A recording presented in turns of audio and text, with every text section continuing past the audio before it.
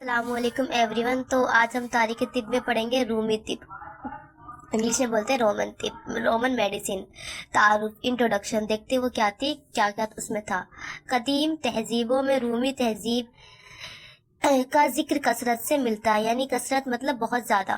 رومی تہذیب کے مطالعے سے معلوم ہوتا ہے کہ قدیم روم میں حاکمین وقت نئی سلطنتوں کے قیام اور فوجی طاقت کے فروغ پر زیادہ زور دیا کرتے تھے، لیکن تہذیب و تمدن و علوم و فنون کی ترقی کو نظر انداز کیا جاتا تھا. یعنی کہ علم طب وہاں پہ اتنا زیادہ دھیان نہیں دیا کرتے تھے، ان پہ نظر انداز کیا جاتا تھا.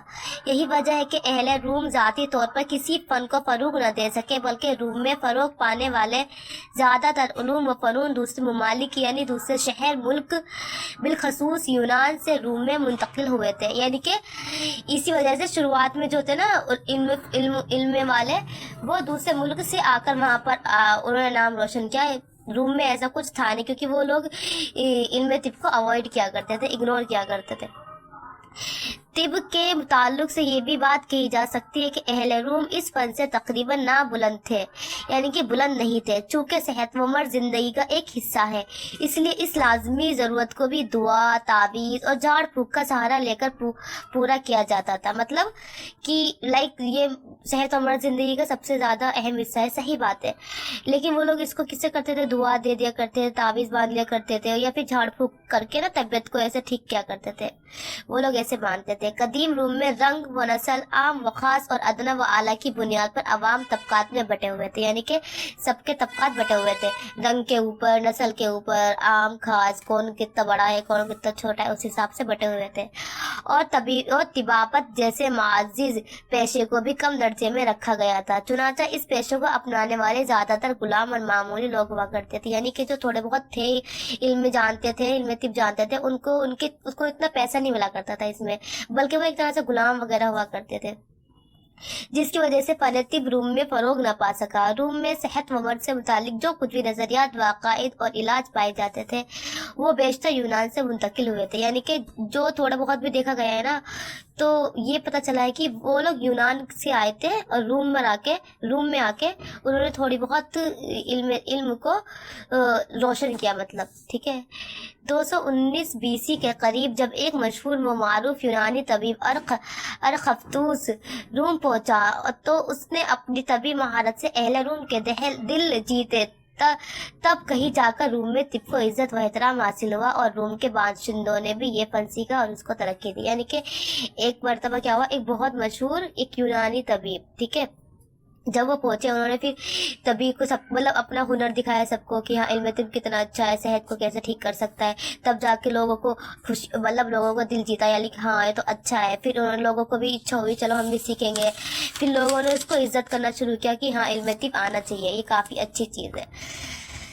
ٹھیک ہے. بعد میں جب روم سے تعلق رکھنے والے دو عظیم اطباء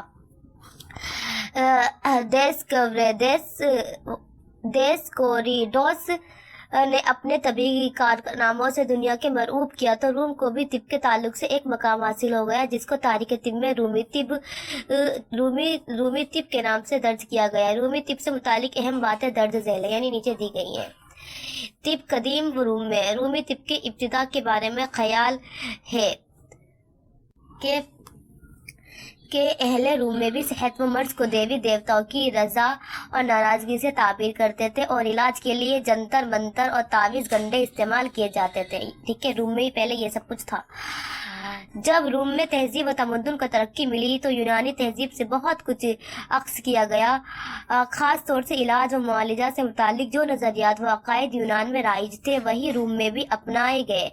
ٹھیک ہے. جو پھر یونان میں کیا جاتا تھا نا، وہ سارے علاج ویسے ہی پھر روم میں بھی کیے جانے لگے. یونان کی طرح روم میں بھی صحت کے دیوتا اسکلی بیوس کے مندر تعمیر کیے گئے. ہدیہ کے مندروں کے پروہت بھی یونان سے ہی آتے تھے. یونانی اطباء کی روم میں آمد، یعنی کہ یونانی اطباء روم میں کیسے آئے ان کی. ٹھیک ہے. جب عظیم یونانی فلسفی بقراط کے ذریعے یونان میں طب کو باقاعدہ ایک فن کا درجہ ملا، اور علاج و معالجہ کے اصول و ضوابط قائم ہوئے، تو اور علاج کے واسطے حقیقی طبیب وجود میں آئے، تو روم میں بھی یونانی طبہ کی آمد کا سلسلہ شروع ہوا۔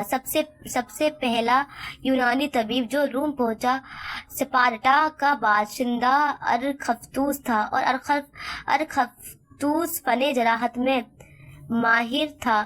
زخموں کے علاج میں اس کو ملکہ حاصل تھی، کیونکہ روم کے باشندہ اکثر جنگوں میں مصروف رہتے تھے، اس لیے ارخفتوس جیسے طباء کی خدمات ان کے لیے بہت ضروری تھی۔